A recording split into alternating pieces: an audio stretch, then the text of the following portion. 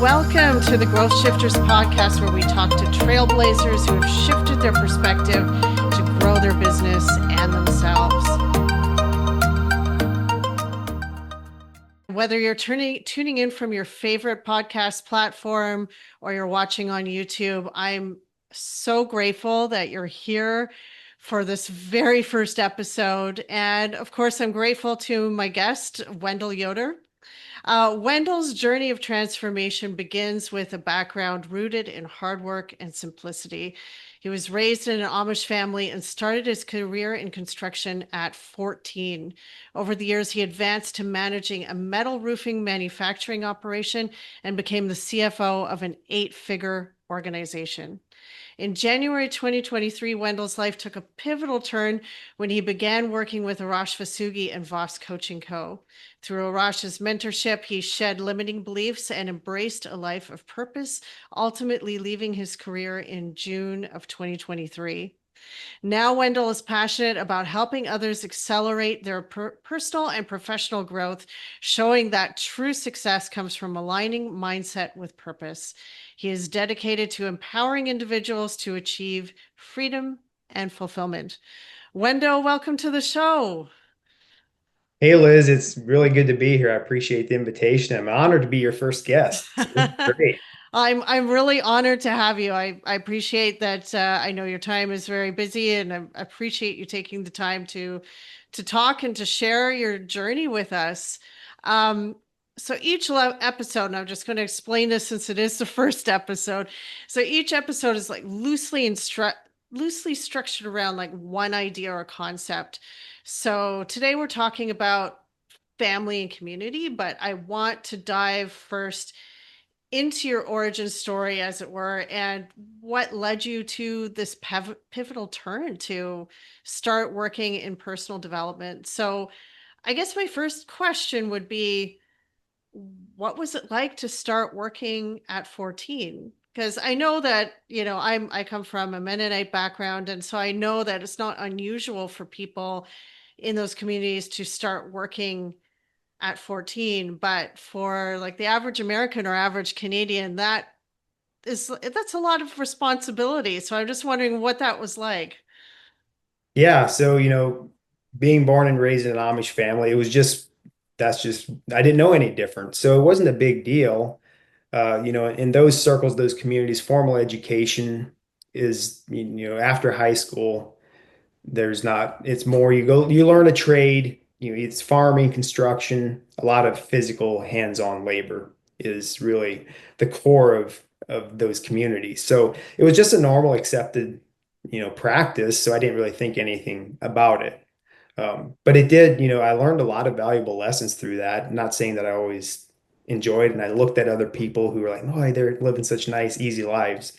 But showing up every day and going to work every day for those, you know, those first couple years really helped develop a lot of skills and consistency, repetition, and the hard work ethic that has really served me well later on in life. So I'm grateful for the opportunity now.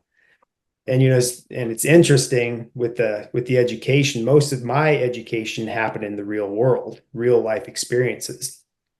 So not a traditional path that got me here, but it got me here.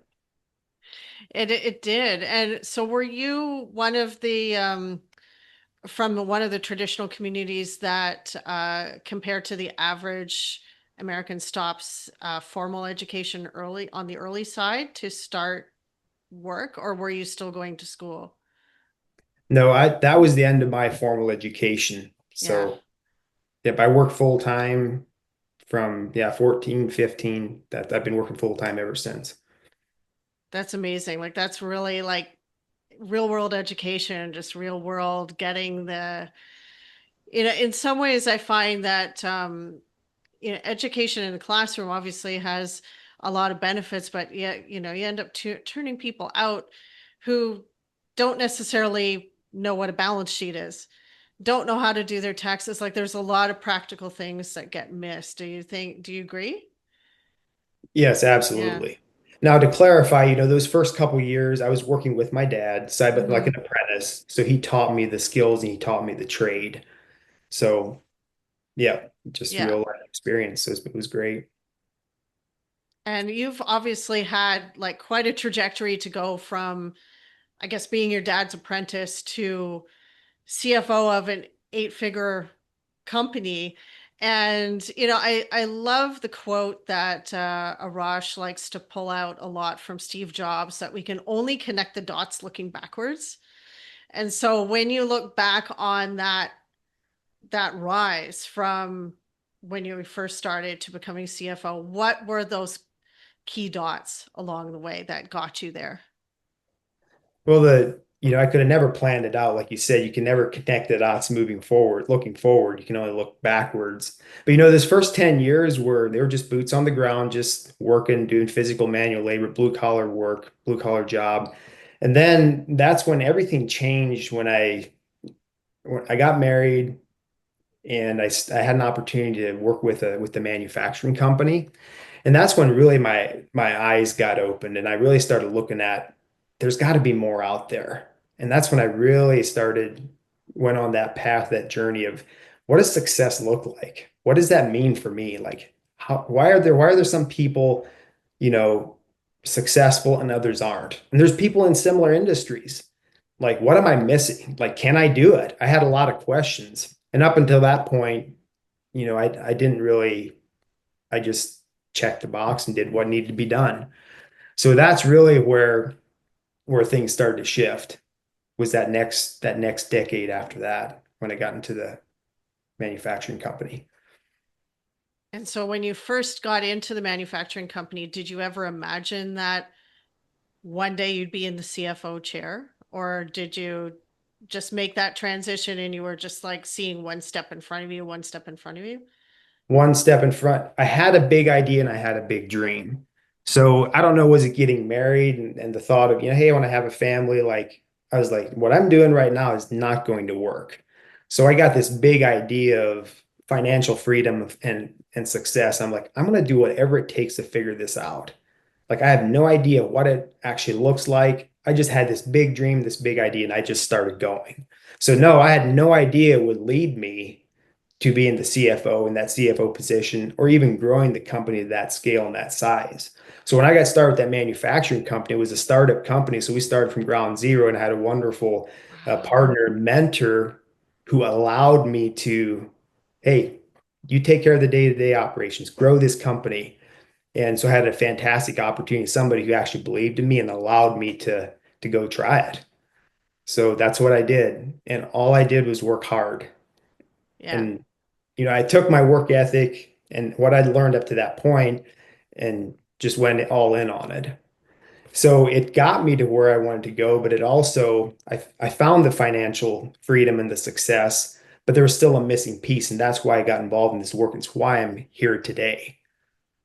Yeah. And that actually leads into the next question that I had, because I think a lot of people, if they would reach the level of CFO or any other kind of executive level, or they like reach the top in their industry, reach the top in their company, like they make partner in the law firm, all of that kind of success, that they would just kind of say, well, okay, that's great. That's good. I'm happy here. I'm staying here. But what's amazing about your story is that you weren't just happy to stay there. So can you walk me through what sort of the next step is that got you in touch with Arash, that got you into looking more seriously at personal development?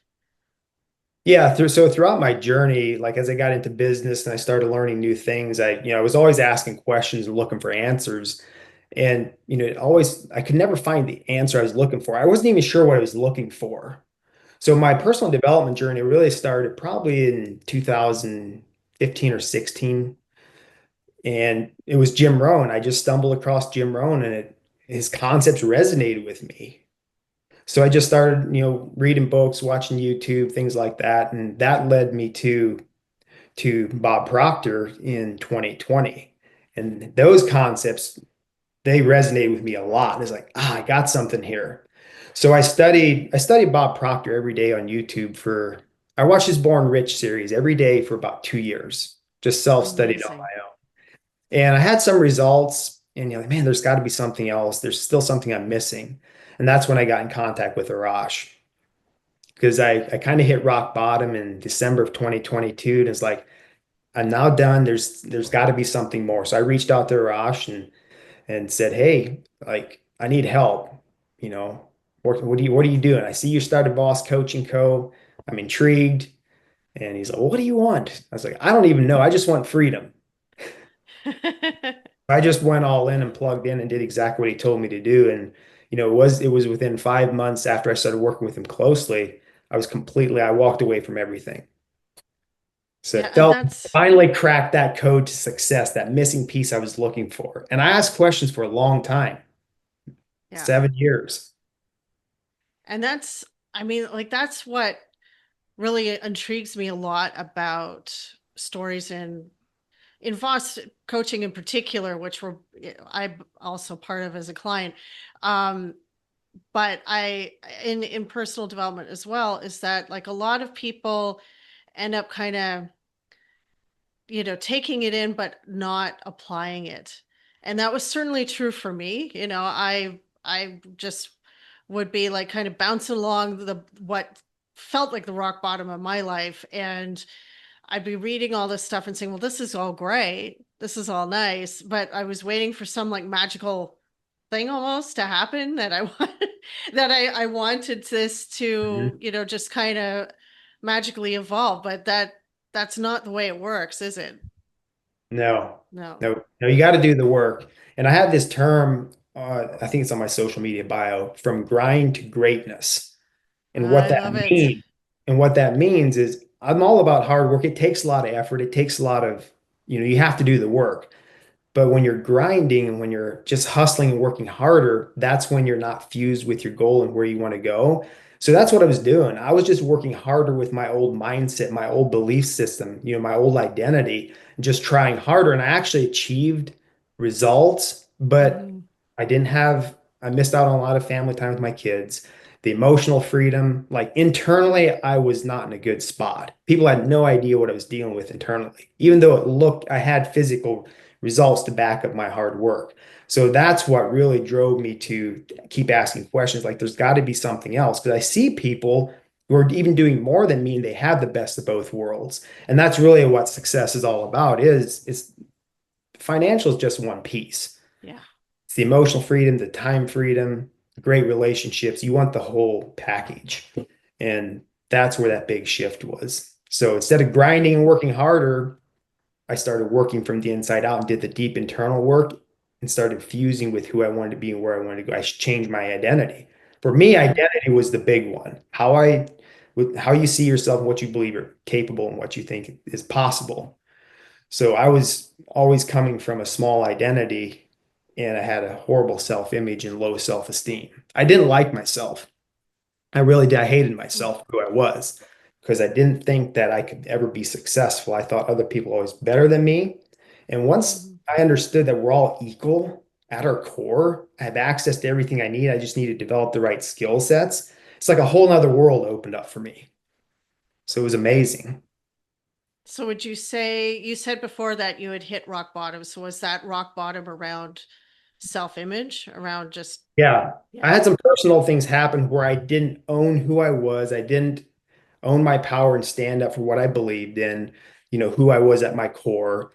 And I was like, I'm done with this. Like I lived my entire life based on what other people wanted for me or what other people told me to do, not what I wanted to do and who I was. So Mhm. once I shifted that and just started owning who I am, then it felt that's where freedom really came into play. So I was in this self-imposed prison. Felt like I was in Yeah. bondage for most of my life.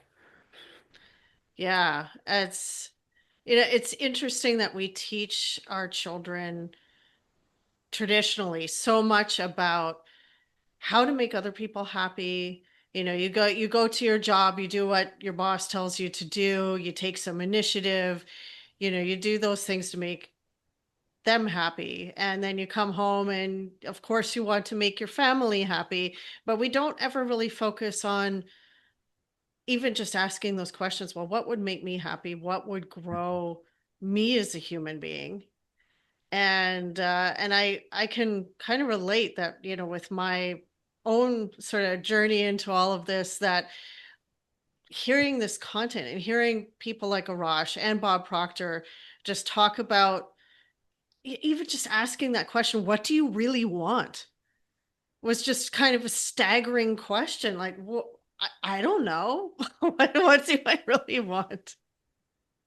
Yeah. Um, anyway, to get back to your journey, like again with the idea of connecting the dots looking backwards, what in those like 5 to 6 months when you were really working closely with Arash would you say were sort of like the key moments that took you from just, you know, I'm a person who's in here to get coaching to this is my career now, this is what I'm doing?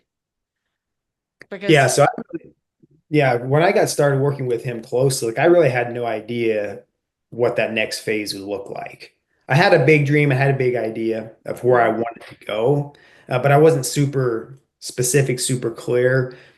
So I just so you know what, I'm just going to trust the process. I'm going to do what he tells me to do. So I didn't really see a lot of results till about 3 months into it. I think it was on lesson 3 or 4 of the Quantum Leap coaching program. Mhm. And all of a sudden, we had a situation happen, and I responded completely different. And I was like, you know what? I'm done. Like, this is not who I want to be. This is not where I want to go. And what happened is over those 3 months, I got clear on my goal, and I developed the right philosophies and standards to support that. And I started making decisions from using that framework and based on, and then I also shifted how I see myself. And it just opened up a whole nother world for me. So I made the decision that day that I'm going to quit. I don't know what I'm going to do, but with where I want to go and who I want to be, this does not align anymore. So I did. I made a decision first, and then it took another 3 months to unwind everything. But yeah, within 5 months, by May, I was completely done and completely out of my corporate job. That's amazing. And so this kind of brings me into what we were going to talk about with family and community. And so I guess my first question is, with that kind of tight of a turnaround, what did your family think? Were they supportive, or were they concerned? I think they thought I was a little crazy. Like I did a lot of illogical things, walking away from, I've poured blood, sweat, and tears into this company for 10 years and still had a lot of upside to it. To walk away from all that, it was very illogical. Mm-hmm. So people, yeah, my family overall is very supportive. I have a great family. But it did raise a lot of eyebrows for sure. And like I know I don't want to, you know, sort of pick on this point because I but at the same time I know from the programs that I've been in that one of the questions that comes up a lot is, well, I don't know what my sister's going to think, or I don't know what my partner's going to think. I don't know what my parents are going to think if I make this bold choice, or if I start talking about what I'm learning. How do you recommend that people navigate that? Well, you have to stay true to yourself and really, other people won't, they don't know, they have their own paradigms going on. So you have to figure out Mhm. what you want. You have to make decisions from there. So for me, I had to show people, I had to show my wife, I went all in. I committed, I bought the program. I didn't even tell her because I knew what I needed to do, what I wanted to, where I wanted to go. But I had to show her once she started seeing the results, once my family started seeing the results, they're like, oh, you are serious. So I think leading, you can't force anything down, That's true. to anybody. So they Yeah. have to see it for themselves. So leading by example is the best way to do it. And Mhm. that's where, leadership, you can't lead others till you lead yourself well. And sometimes you have to be willing to put that work in, put that time in to show people that you are serious and you know what you're doing, you know where you're going. So it took a little while, took some Mhm. time, but it was definitely worth it. So it felt like it was kind of out front by myself and had to Yeah. leave everything behind. So those 3 or 4 months right after I walked away from everything, they were pretty dark and lonely. So it Yeah. it really forced me to go deep and build that foundation of who I am and where I want to go and what I stand for. Yeah, that's sounds like kind of a burn your ships kind of moment that, you're in it to win it and there's no plan B. There's no going back. Yep. Yeah. And So, do you have advice for anybody who's going through that kind of transition time that and feeling those kind of dark moments right now? well, having the right people in your corner and having the right processes, I could have never done it on my own. So I just Mm-hmm. really doubled down and trusted the process, kept doing the work. And I kept doing the work without seeing a lot of physical evidence and physical results. Like I said, those 3 or 4 months, I had pretty much zero physical evidence that anything was going to work out. Wow. So So it a lot of really comes faith. down to, yeah, you have to build that foundation. You have to do the internal work first, and the physical results will follow. Most Mm-hmm. people give up too quick. So to stay locked in, I would have never done it. So I just trusted the process and really stayed locked in. And then things started to shift. At the end of that year is really when things started to turn around and I got momentum going the other way. But it felt like I had to take a big step back, which I call it the rubber band effect, where you have to take a step back to launch you forward in something much greater. I like that. I like that rubber band effect. Mhm. And the great thing is that when things did start propelling forward for you, it wasn't just for you, was it? Because it impacted your siblings, it impacted your family and the community at larger. And like, I love the analogy about, the boats in the harbor, that if you try to raise one boat, all the boats come up. And so I met both you and your brothers at World Class Wealth in January of this year. And I was just really so intrigued and like kind of excited that like here's people like in the same family and they're all here and they're all making it happen. And so I'm wondering if you could talk a bit about how um, personal development has impacted your siblings in particular. Yeah, it's had a major impact on my family. It's completely changed the trajectory of like legacy generational changes. We're close. I get along well with my brothers. So if I'm doing something, I'm like, hey, you guys should do it too. Like I want to bring them along. Like Right. I'm going here. Like, do you guys want to go along? And they're like, sure. Yeah. So I got them all on board and really created some big monumental shifts in their thinking, how they approach things. And it's really opened up a whole nother world for them as well. So it's been super fun. And I've just, I've done that in my entire network. People I know, I want to bring everybody along because, once I lock in on an idea, you know, it's game on. I'll Yeah. do what it takes. I'll take as many people on as I can. Now, Yeah. have you come up against with either your family or the community with people feeling that personal development it's too worldly, whether in a practice or just as a concept? Oh yeah. Yeah. Yeah. So coming from a religious background, and a lot of it's just lack of awareness, lack of understanding. So I do run that into that uh, frequently for sure. So for me, it's actually deepened my faith. It's helped me understand things a lot better. It's gave me a lot of clarity. So it's actually enhanced, uh, you know, my faith and my belief. So I educate people and try to help out in any way that I can. But not everybody's going to see eye to eye with me. That's okay Hmm. too. Not Yeah. everybody wants the growth and the change. The work that I've done, the work that we do is for inspirationally to satisfy people. It's for Yeah. people who want more, but they feel like they're stuck and they just don't know what to do next. So not everybody wants to do that. Some people want to stay comfortable, and that's okay too. Hmm. But would you say that people from the Amish community, and I'm thinking about my own family in this as well, from the Mennonite community in Ontario, that a lot of them, I mean, they've got the work ethic going. Like they've got, Mhm. they're like pushing it hard every day, all the time. And I think perhaps at least people from the outside who are not part of these communities would say, well, why would that even be necessary? Like compared to the average American, the work ethic is like way up here and the average American is sort of, here in the middle ground. What what more can there possibly be to add in?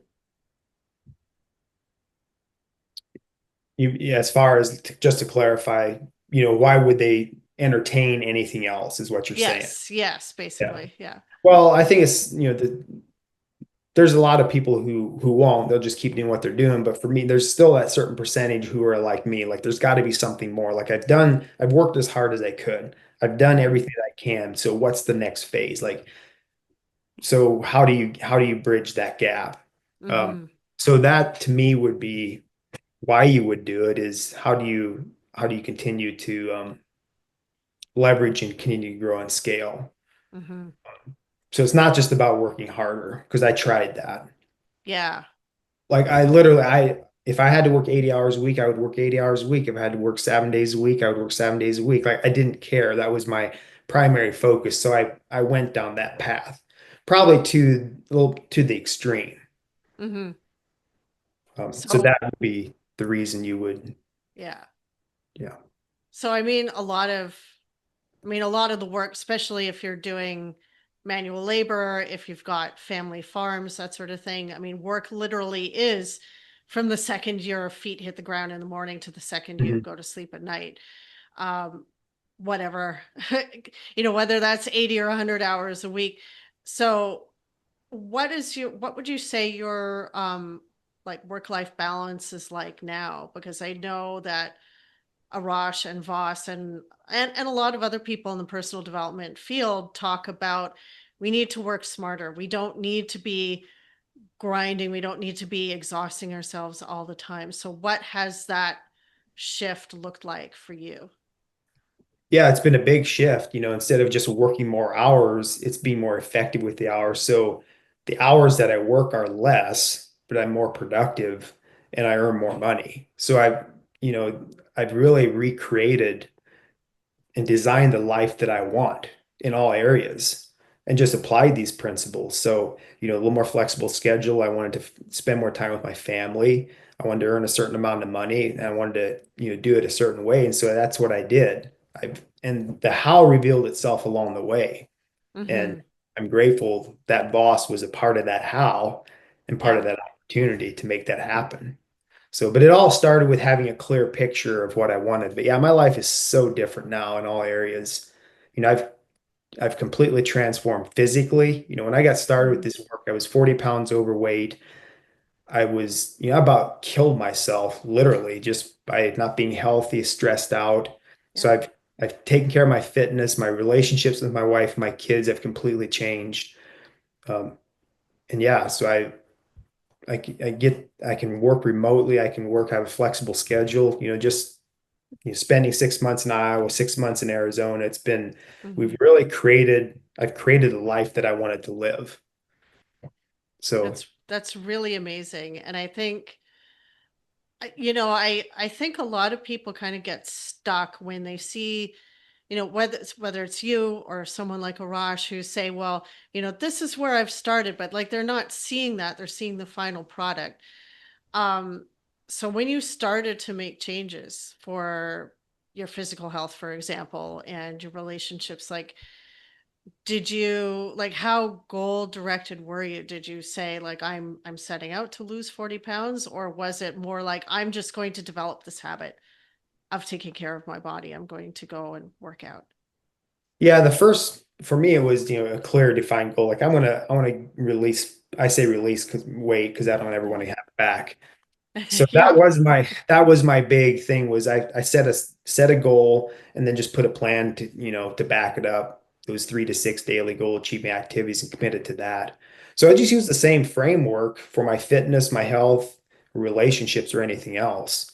And then you just work. And then when you stay consistent with and you're disciplined, you do something long enough, it becomes your new identity. It's just a part of who Mhm. you are. So now two years later, I'm not trying to get healthy. I'm not trying to release weight. I am a healthy person. That's just who I am.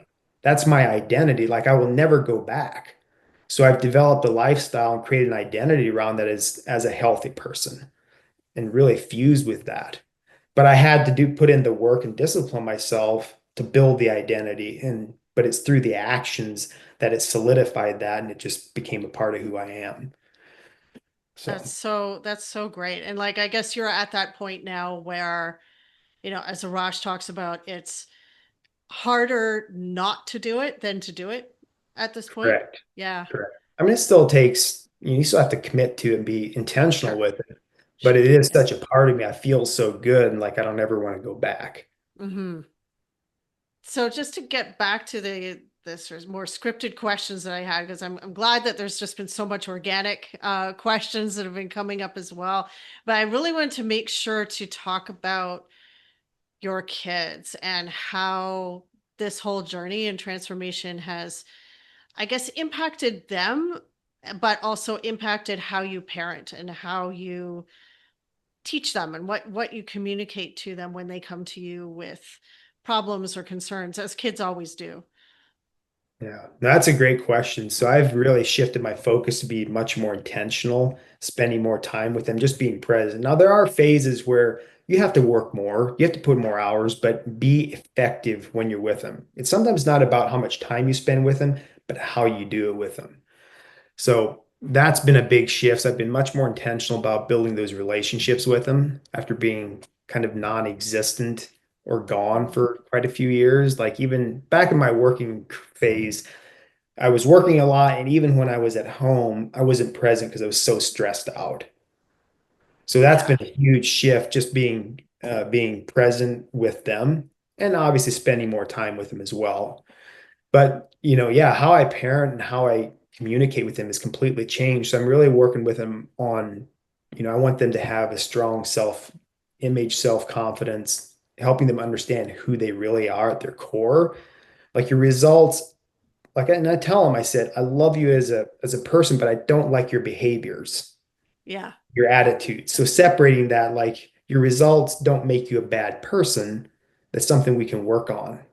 And the other thing that I really work with them on is nobody can make you feel anything. You have a choice at how you respond to situations. So when you don't assume anything, you don't take things personally, your life becomes very free, emotionally free. So even how they interact with each other and their friends, I said, it doesn't matter what people say. The only thing that matters is how you respond to the situation. So you are in control of you. So that's been a big game changer. Yeah, I mean, that's a huge concept for, I think, anyone to adopt, but for kids, if they can like get that while they're still forming who they are and still thinking about how they want to be in the world, what they want to do, like that is a huge advantage, I think, that you're giving them. And And also teaching them that it's okay to fail. Like my son, he yeah. got started in baseball and he was really beating himself up over it. I said, listen, you got to put the work in. Like you can learn any skill that you want. You can develop anything, but you have to be willing to put the repetition. You can't go out there and just start playing, expect to be good. You got to put the time into it.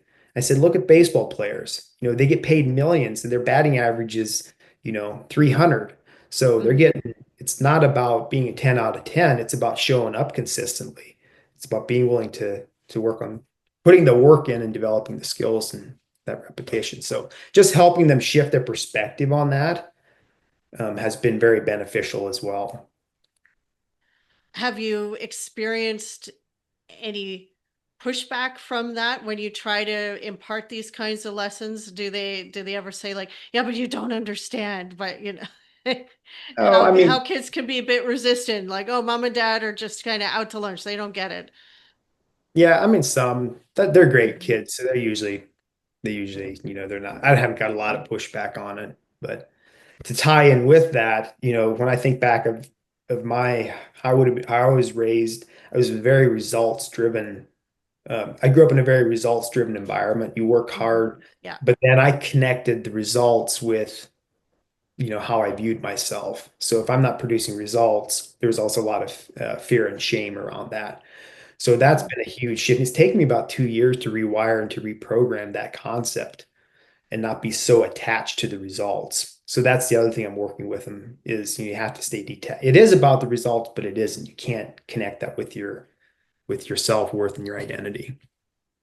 it's really an important thing. And I know something that I'm still working on and I'm struggling with is the idea of being both detached from the potential results, but also feeling emotionally present and connected while working towards those goals.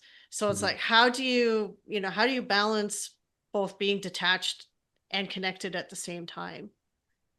Yeah, well, it's just a lack of trust or lack of understanding, and it takes that emotional, mental discipline uh, to do that. But Mm-hmm. because the goal is, as long as you're taking the right actions and the right steps, the results will take care of themselves.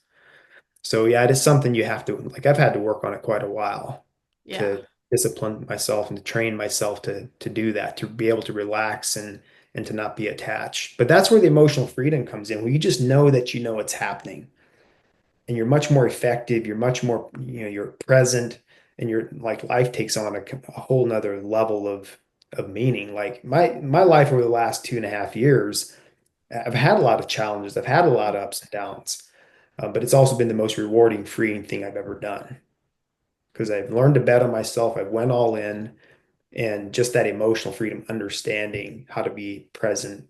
Yeah, it's been amazing. Now, I saw a quote, and I'm afraid I don't remember who said it, but they had attended a Bob Proctor seminar back when he was still with us. And they said that Bob told the room that of everybody there, only about 3% are going to really get it. And the rest of it, people will either just go back to living in their old paradigm or will implement parts of it, but like not really reach that pinnacle level, not really reach that top level. And the person who was relaying this said that they decided, he was there with his buddy. They decided that like they were going to be among that 3%. They were going to make it. And so, in your opinion, I mean, I would say just in the brief way that I know you, that you have reached that pinnacle level, that 3% of really reaching that state of understanding and knowing and applying. What would you say are the major hurdles that are getting people off track, and like what is it that people would need to do if they're already doing personal development? What is it that they need to do to like kind of get over that hurdle and get to that next level? Yeah, I mean, it's a great question. I don't really view myself as part of that 3%. Like to me, it feels like today is day one, like I'm just getting started. Yeah. I think people give up too quick. They get distracted.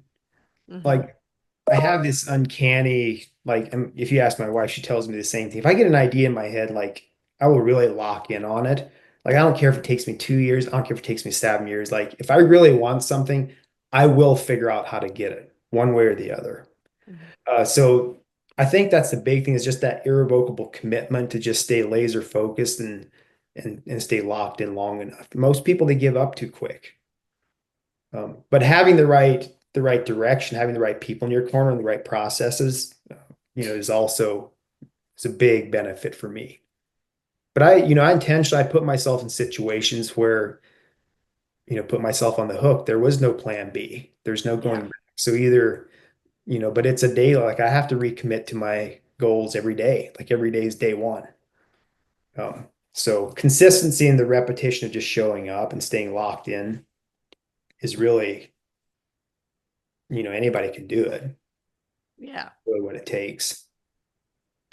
Yeah. And I guess also having the faith to keep showing up and doing the repetition and working on it when you don't see the results in the Hmm. material world, that I think a lot of people just are so ingrained in staying connected to, what we can see, what our five senses are telling us, um that we're not living from that end goal achieved. Hmm. So um yeah, when you really understand who you are on a deep level and you detach from the physical, that helped me a lot. Yeah. and you had mentioned earlier that doing this work actually has increased your faith. Is that accurate? Hmm. And Absolutely. now I know I've seen some people asking questions that they feel almost like they can't reconcile whatever faith practice they have. They're like having this kind of mental block around reconciling their faith practice and personal development, which personally is not something that I've ever experienced. It's actually, for me, it's increased my faith. I'm still trying to figure out what my faith path is, but like it's definitely increased my sort of baseline understanding of what faith is and how we're all connected. Yeah, I mean, I think religion and culture is good, but I think it's our relationship to it. So it's just a way of living. It's a way of doing things, but it's, it's Mhm. all physical, whether it's Catholic, Baptist, Amish, Mennonite, whatever, it's all, you know, one and the same, more or less. So I had to separate that from the spiritual, what was going on inside of me and my connection with God and the higher power. Mhm. That's a way of life. It's a way of doing things, but it's no different than you can read all the books you want. You can quote all the scripture you want. You can watch all the YouTube videos you want, but if you don't make it a part of who you are and actually live it out, it's just, you're just checking a box. Yeah, Does that make yeah, sense? yeah, that does make sense. And I do think that, um, I was just thinking about Earl Nightingale's saying that a rut is basically a grave with the ends kicked out. And I think a lot of people can get into ruts even with something as important as their spirituality. Has your own sort of internal connection with with whatever higher power exists, has that become more a part of your daily practice in the past couple of years, or has that kind of been about the same? No, it's much, yeah, much different, much deeper. You're really developing that connection. And I think that's what our intuition is. We're connected to the spirit. And when we learn to Mhm. trust that, we learn to listen, that we can get access to the answers, even if we've never done something before. So really tapping into that and really trusting that has been super powerful. Yeah, almost like getting into that flow state. Yeah. Yeah. So I've had to take a step back from the culture, from the religion for a Mhm. while, just kind of figure it all. Now I've kind of come back full circle. Like I respect it. I see it can be a valuable part of how you live and and how you do things. So it's been an interesting journey for sure. Yeah, absolutely. So now that you've been into this for a couple of years now, you're like fully on this new path. What's next? What are your next goals? Yeah, I mean, for It, me right now, this is where I'm at. This is the door that's open. So I'm gonna go till something changes. So just continue to develop myself, continue to create more impact for people.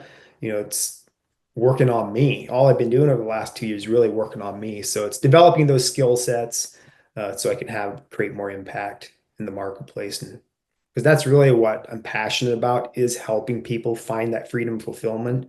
And that's really what drives me. like, how are you doing that now? Are you coaching people one on one? Are you helping people find the Voss group coaching programs? So yeah, moving. So my next phase, or what I'm doing right now, is I'm a connector for Voss. Like I'll help people get enrolled into programs, you know, and then I will also coach alongside with and be the, help with the support, help with the application, help people work through the programs. Obviously, Arash is the one with 20 years of experience and expertise, and he does the primary coaching. So I'm that in between support person helping out and also learning and developing the skill of how to communicate, how to work with people. So that's what I do. And so, aside from your own success and the success of your family, uh, through your work with Voss, what would you say is the biggest success story that you've seen so far? The biggest success story, I mean, there's so many of them. Probably the biggest one is the biggest result for me and what I see in my clients, yeah, it is about the financial, it is about growing your sales. But when I see people come in, and I think of Garrett Brown as one example, he came in, a lot of anxiety, got involved with the work, and it just completely transformed. It opened up a whole nother world for him emotionally, and his financial goals, and it's completely transformed his life and his family, just like it did mine. And Jason, like, is another example where, he's successful, doing great, but just trying to work harder. So, implementing these principles, freeing up that time, more quality time with the family, getting that emotional freedom. And then the result of that, they're actually earning more money. So those are two that come to mind. And I've got a lot more as well, where, you know, people who are doing great, they're doing good, but good is the enemy of great, but they know there's more out there for you. And we're built for growth. We're built for Mhm. change. So it's about embracing that and becoming intentional with, and that's where it becomes really amazing. So I'm kind of at the end of the questions that I had for you, but I did want to leave space that if there's anything that I have not covered that you really would like to share before we get into the rapid fire, like, please, the floor is yours to bring whatever moves you. I think the big takeaway for me, if as I reflect over the last 3 years, and what I tell people is you have to understand who you are. Once you understand that you have that, what we call infinite potential, you can go create anything you're willing to commit to it. Really, that's when things opened up for me, when I understood that I'm no better than you. You're no better than me. We all have a mind. We're all equal at our core. The only difference is lack of a skill set or lack of awareness. So if somebody can do something, you want to do it, go figure it out or find the resources to help you do that. So most of my life, I didn't never, I didn't know I could do that. I always thought that, well, these people are successful. These people are up here and I'm down here and they're better than I am. Well, that's not true. So that's what I would tell you is develop those ones, figure out what do you really want? And if you're willing to commit to it, go for it. Yeah, absolutely. I mean, as Arash would say, we're going to spend the time anyway. You may as well do it going full bore after what you want. Staying Yeah. stuck is hard. Going after Yeah. something new and developing new skills, that can be challenging as well. So either commit to the Mhm. freedom or commit to the suffering. Yeah. Yeah, absolutely. And I mean, the going after a goal can feel so scary. That whole like wall that they talk about that you have to break through to like get to that growth side of your paradigm, but like staying stuck is far more scary. It's a far more scary thing. Here's what I would say is that comfort is an illusion. So once you go to the edges of what you really think you know what you can do, and you can push through that discomfort, that's where the magic happens and you feel alive, and that's where the freedom fulfillment comes from. Yeah. But our comfort zone, we want to stay stuck. So it's a once I understood that and I started embracing that and making that part of something I do every day, that's where I started seeing the big growth. Yeah, absolutely. All right, so I've got this little gimmick that I do that I'm planning to do with all of my guests going forward, just to end with a rapid fire so that people have some takeaways for each episode. So, three people that we should be following or listening to, two books that we should read, and one action step that people could or should take as soon as they finish listening to this podcast. Yeah, for me, I've been singularly focused, working very closely with Arash. So I guess three people, when I think back over my journey, like Jim Rohn was the one that where it kind of started for me. And his Mm-hmm. quote, if you don't like the way things are, change, you're not a tree. Like that quote had and it was so simple but so impactful, like I can Yeah. change. So that's what really started that. And then number two is, Bob Proctor. His concepts really resonated with me. Yes. And one of his quotes, change is inevitable, growth is optional. Okay, so Yes. you're going to change. So what are you going to do with it? But then, Arash Vossoughi, he's had the greatest impact on my life because he taught me how to apply the information. And he's the only person in my entire life that believed in me like nobody else ever did. And that belief is super powerful. It's why I'm at where I'm at today. Mhm. And it's a great lesson in leadership is you always treat people for where they can go and who they can be, not where they're at or where they came from. Because statistically, I shouldn't be here. Mhm. So he didn't work with me because of who I was or where I was at, or else he wouldn't have never done it. So those are probably the top three. And as far as books, one of the greatest books, or the books that had the greatest impact on me, was The Power of Awareness. It Mm-hmm. really helped shift my and solidify a lot of things. And obviously, with my background, I think the Bible is one of the greatest, you know, guides to how you should live your life, whether you're, believer or not. The Mm-hmm. principles in there are, will set you up well for whatever you want to do. But then, so Power of Awareness, and then the World-Class Wealth Mindset by Arash Vossoughi had a big Yeah. impact on me as well, because it's about the action. You can have all the right information, but without knowing how to apply it and put it to work, it's not going to do you any good. So that's a phenomenal book. Got a lot of activities and things that you can on how to implement. Mm-hmm. So those two would be the biggest. That's that's great. Yeah. Yeah, I actually have Arash's book on my shelf behind me. It's like in the queue waiting to be read. But yeah, I really agree with you that of the people that you mentioned, that Arash is the one that really focuses on uh taking action. And that's just so important.